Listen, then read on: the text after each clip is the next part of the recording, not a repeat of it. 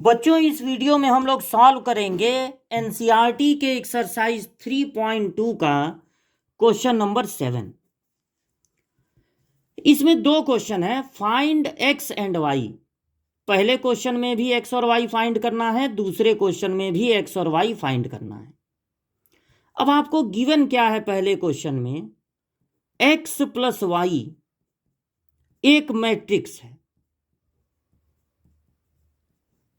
और x minus Y भी एक मैट्रिक्स है। चूंकि यहां पर इक्वल टू लगा है इसलिए इसको एक इक्वेशन कहेंगे, इसको भी एक इक्वेशन कहेंगे। ये दो इक्वेशन आपको दिए गए हैं, इन दोनों को सॉल्व करके आपस में आपको x और y की वैल्यू निकालनी है। x और y कोई नंबर नहीं होंगे, ये भी मैट्रिक्स होंगे। x और y में दोनों के दोनों मैट्रिक्स होंगे, क्योंकि किसी नंबर में किसी मैट्रिक्स को नहीं ऐड किया जाता है। मैट्रिक्स में मैट्रिक्स ऐड होता है और तब आंसर एक मैट्रिक्स मिलता है। तो x और y दोनों मैट्रिक्स हैं। इनको अगर सॉल्व करना है तो बिल्कुल जैसे आप अलजेब्रा के इक्वेशन को सॉल्व करते हैं, जैसे x प्लस वाई 14 है और x माइनस वाई 3 है, उसको जैसे सॉल्व करते हैं वही मेथड आप यहां भी लगाएंगे। हाई स्कूल में आप पढ़े थे एलिमिनेशन मेथड, सब्स्टिट्यूशन मेथड, वो सब मेथड आप यहां पर लगा सकते हैं मैट्रिक्स में भी। तो आप ये देख रहे हैं कि यहां पर प्लस वाई है, यहां पर माइनस वाई है। अगर इन दोनों इक्वेशन को ऐड कर दिया जाए तो plus Y minus Y cancel हो जाएगा और यहां हो जाएगा ऐड होके 2x। इस मैट्रिक्स में ये मैट्रिक्स ऐड होगा। तो मैट्रिक्स को ऐड करने का तरीका है, पोजीशन वाइज एलिमेंट ऐड होते हैं। 7 में ऐड होगा 3, 0 में 0, 2 में 0, 5 में 3। अब अगर इस x में मल्टीप्लाई हो रहा है 2 का, तो आपको इस मैट्रिक्स से 2 कॉमन ले लेना चाहिए। 2 ले लेना चाहिए कॉमन।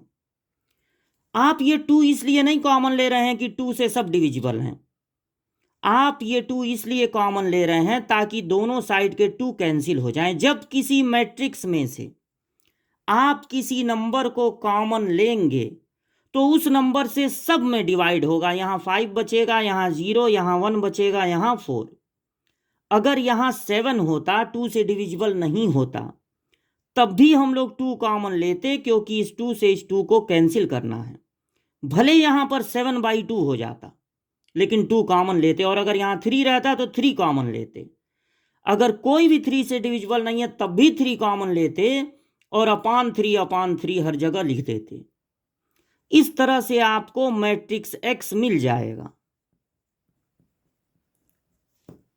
अब आप किसी भी इक्वेशन में, इक्वेशन 1 को लेके या इक्वेशन 2 को लेके, उसमें x के प्लेस पर ये मैट्रिक्स रख देंगे 5 0 1 4, फिर प्लस है y और इक्वल टू है, पहले वाले में रख दिए हैं 7 0 2 5,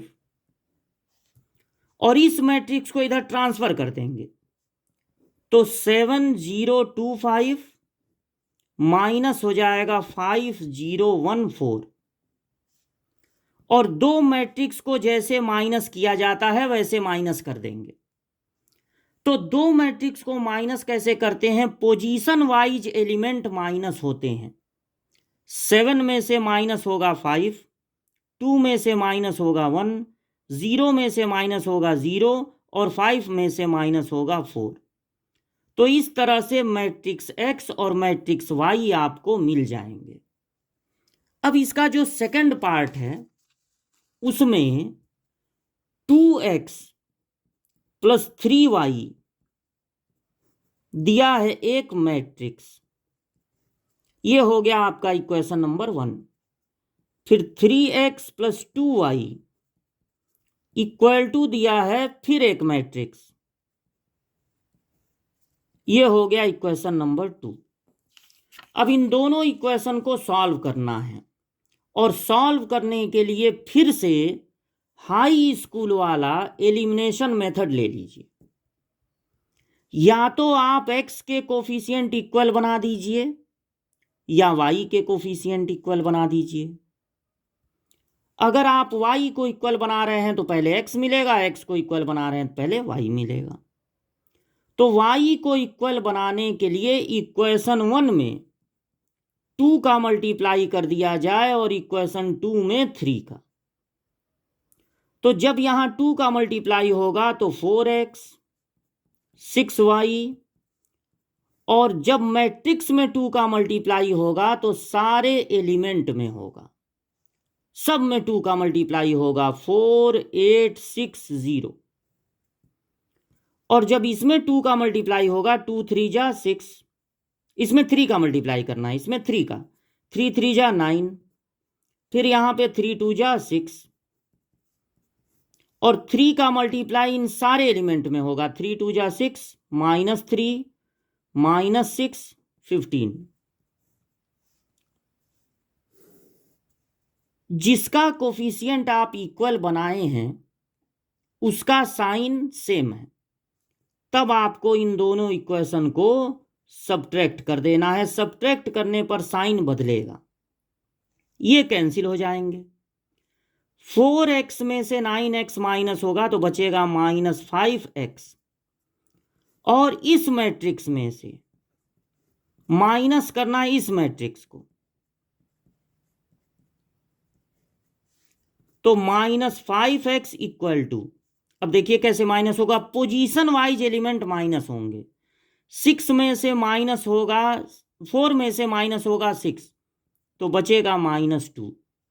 6 में से जब ये देखिए माइनस माइनस प्लस हो जाएगा तो 6 और 6 हो जाएगा 12, 8 और ये देखिए माइनस माइनस प्लस हो जाएगा तो 11, और यहाँ 0 -15 तो -15 ही आएगा। अब यहां से आपको -5, चूंकि यहां -5 है इसलिए आप यहां से -5 कॉमन ले लेंगे ताकि ये दोनों कैंसिल हो जाए। तो -5 कॉमन लेने का मतलब है सबको -5 से डिवाइड करना पड़ेगा, सबको -5 से डिवाइड। तो देखिए माइनस ऊपर लिखिए या नीचे, एक ही बात है, और इसको -5 से डिवाइड करेंगे तो आ जाएगा +3।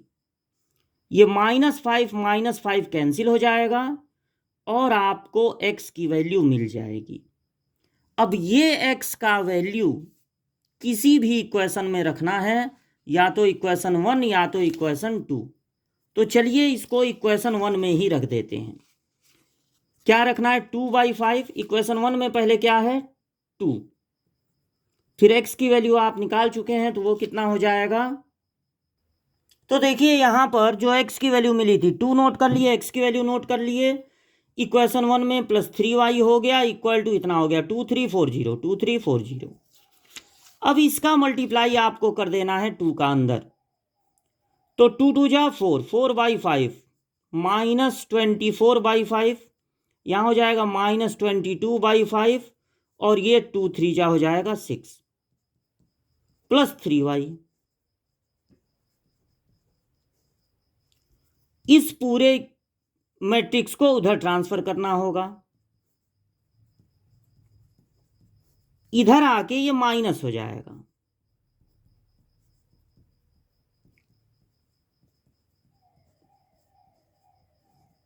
ठीक है, अब इनको माइनस कर दिया जाए तो 3y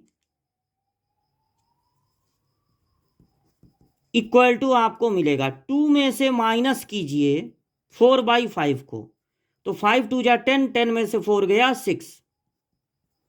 3 में से जब आप माइनस करेंगे इसको तो माइनस माइनस देखिए प्लस हो जाएगा 24/5, तो 5 3 जा 15, 15 इसमें ऐड होगा तो हो जाएगा 39/5। 4 में से माइनस माइनस प्लस हो जाएगा तो 4 प्लस हो जाएगा 22/5, 5 4 जा 20 यानी 42/5, और 0 में से सब्ट्रैक्ट होगा -6, मतलब 0 में से सब्ट्रैक्ट होगा 6। ये हो गया रफ वर्क। अब चूंकि यहाँ 3y है इसलिए आपको इन सब में से 3 कॉमन लेना है, तो 3 कॉमन लेने पर यहाँ बचेगा 3 2 जा 6, 3 से 13, 3 से इसको डिवाइड करेंगे तो 3 1 जा 3, 3 4 जा 12, और यहां से 3 कॉमन लेंगे, मतलब 3 से डिवाइड करेंगे तो बचेगा -2।